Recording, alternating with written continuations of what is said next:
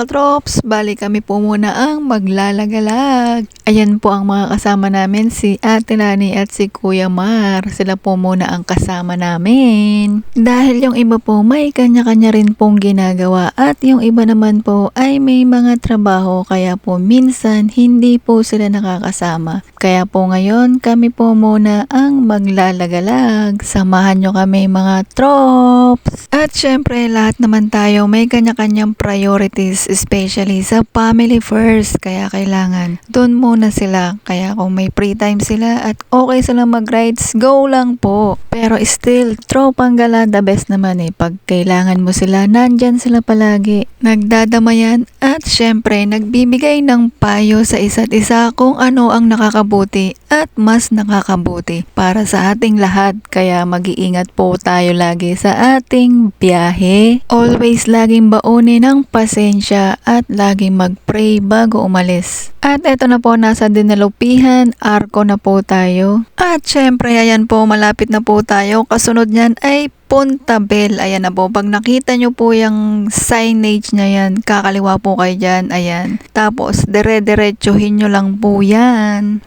At pag nakita nyo na po yung Barangay Mabiga, ayan po, malapit-lapit na po tayo. Dire-diretsuhin nyo rin po uli yung daan. Huwag po kayong liligo kung saan. Dire-diretso lang po. Buti nga po maganda yung daan dito, nakasemento na, tsaka malinis naman po yung dadaanan nyo. Pero syempre, samahan pa rin natin ng pag-iingat dahil hindi po natin alam kung ano ang masasalubong natin or baka po biglang may dumaan na pusa, aso. Kaya po laging mag-ingat. At pag may nakita po kayong mga banderang may dikulay, ayan, malapit na po tayo.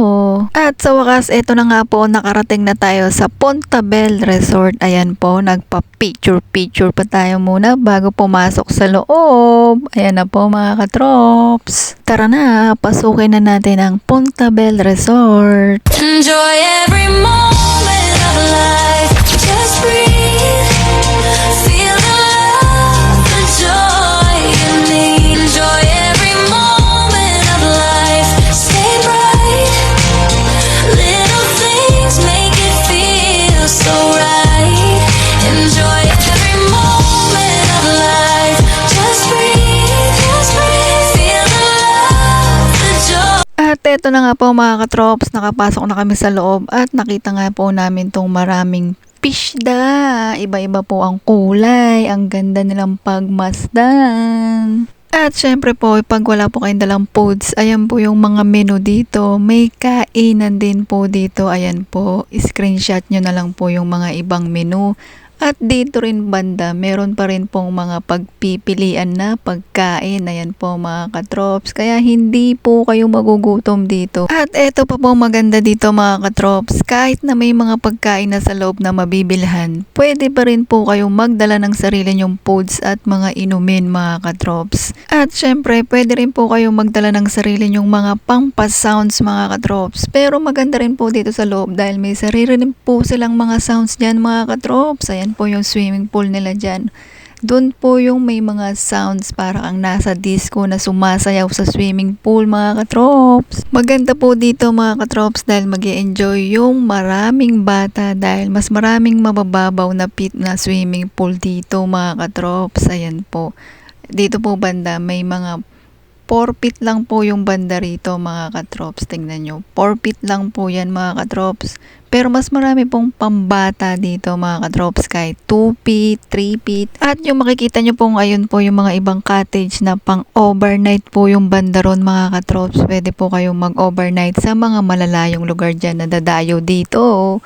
Mag-e-enjoy po kayo, bata man o matanda. At ayan na nga po, inumpisahan namin nung nakita namin tong mga parang playground. Pagkababa ng gamit namin, ayan po, pinuntahan na namin yung parang playground dito. Ayan, nagsasabatang isip na naman po kami dyan. At ayan nga po, naglaro kami ng naglaro. Nakakamiss po talaga yung bumalik sa pagkabata. Ayan, yung naglalaro ka lang, tatawagin ka ng magulang mo para kumain. Pero ngayon, ang dami mo nang iniisip na mga bayarin at problema. At dito naman banda, meron din po ditong mga parang ilog or ewan ko po kung ano tawag dyan. Kayo na pong bahala mga katrops. Pero malamig po ang tubig dyan. Ayan, tingnan nyo po mga katrops. Isa-isa po kaming tumawid dyan ng dahan-dahan. Sa una po, kala po namin madulas po yan. Kaya dahan-dahan po kaming tumawid. Pero syempre, mag-iingat pa rin po tayo sa mga hinahakbangan natin. At nung ako na nga yung tatawid, dahan-dahan pa ako dyan dahil kinakapa ko pa yung dadaanan ko at hakbangan. Nung nakabisado ko na, ayan, nakuha pang sumayaw ng bata. Kahit saan mo dalhin tong batang to, ayan, sumasayaw, nagtitiktok, kung ano-ano pa. Pero mahiyain pa yan sa dating na yan dahil pag mismo sa maraming tao nakatingin, hindi mo yan mapapasayaw. At ayun na nga, after makatawid ng dalawa, nag-selfie na po. Ayan po kami, selfie na. At ayan na nga po, after namin, si Alitot naman ang tatawid. Ayan, kinakabakabahan pa siya dyan dahil po yung ibang part po talaga madulas. Kaya lagi po tayong mag-iingat. Kaya dahan-dahan po siyang tumawid at humakbang. Medyo malakas po ang pag-agos ng tubig dyan. Pakinggan niyo po mga katrops ang agos ng tubig.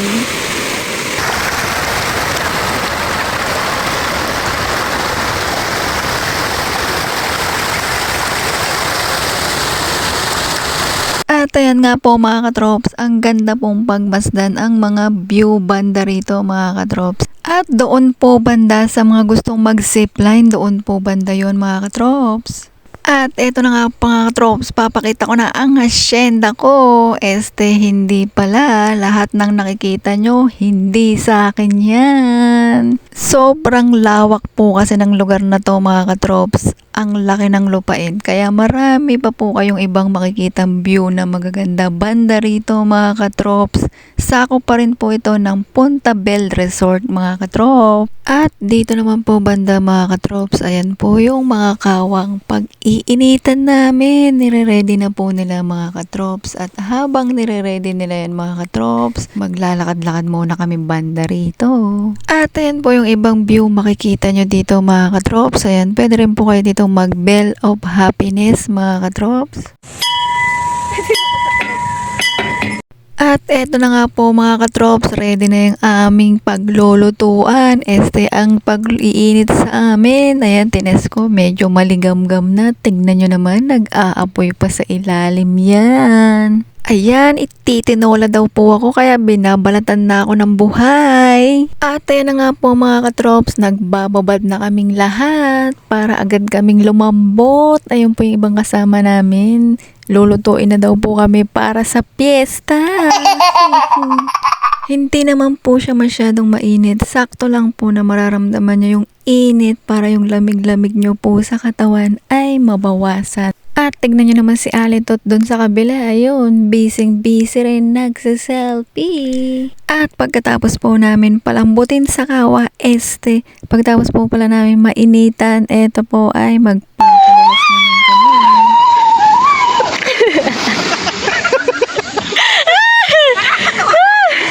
At syempre, ayan, next naman si Ali. Tingin nyo po ay madali lang pero minsan nakakabigla rin po siya at nakakalula pag hindi ka sanay.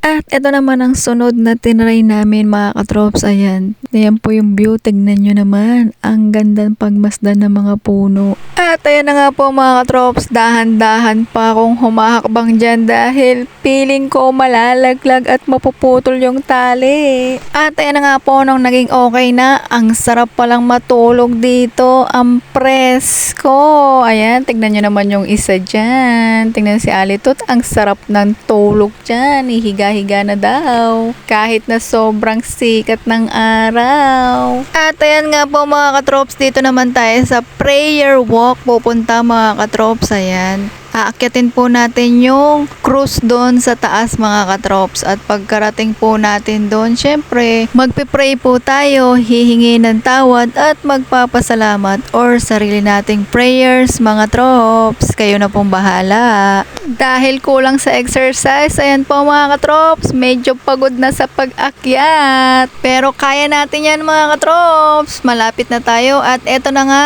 nandito na tayo mga katrops. At ayan nga po yung makikita nyong view doon sa taas. Ayan po yung hagdan na inakyat namin. At ayan po yung view dito sa taas. Napakaganda po mga katrops. Malakas ang hangin. At sa susunod po na aakyat kayo dito mga katrops, magdadala po kayo ng tubig dahil kami po nakalimutan na yung magdala ng tubig. Kaya uhaw na kami. Kaya ayan, nagmamadali po kaming bababa na po kami mga katrops dahil nauuhaw na kami. At sa pagbaba namin, ayan po, may makikita pa po kayo dito na giant chair. Ayan po mga katrops. So, hindi ko po kayang sakupin lahat yan. Pero kayong buong tropa, masasakop niyan mga katrops. Ang laki pong upuan yan. At eto na po mga katrops, pababa na kami. Ito, may naliligo na po dito sa parang sapa kanina.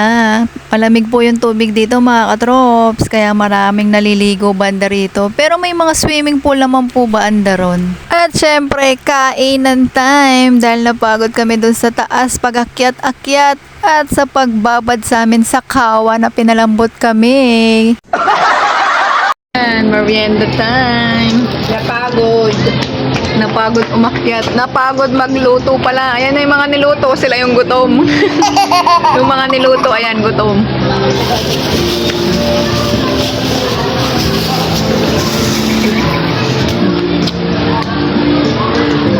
Natakpan talaga yung camera mo ng pera.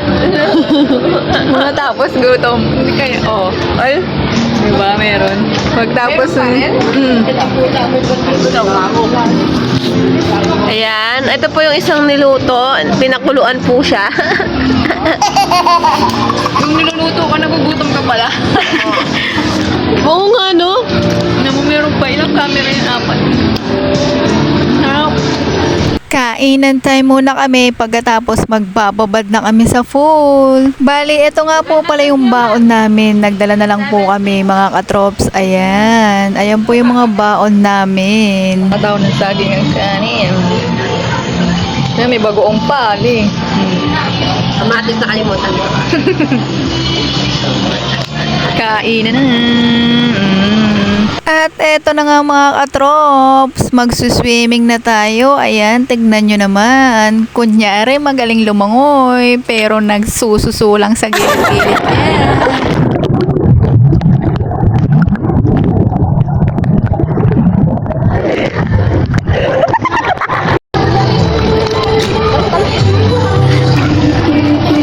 Eto talaga ang magaling lumangoy sa amin, si Ali Tut. Ayan, small but terrible. Siya po yung magaling lumangoy. Eto kami talaga, ang hindi marurunong lumangoy. Ayan, nagsususulang kami sa gilid-gilid, humahawak-hawak. Dahil hindi po kami talaga marunong lumangoy. 7 feet yan! Oy! Ayan na.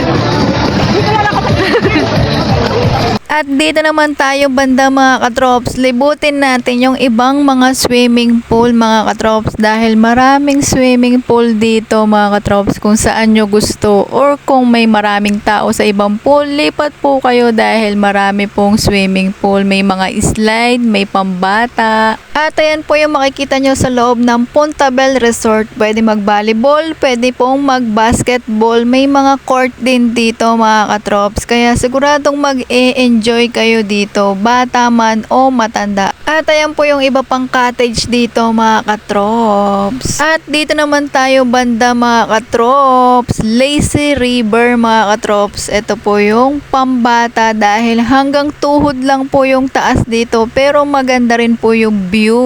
Dahil mababaw lang po to mga katrops, mag-e-enjoy po yung mga bata at mga isip bata. Ganda ng view. Sigsag-sigsag.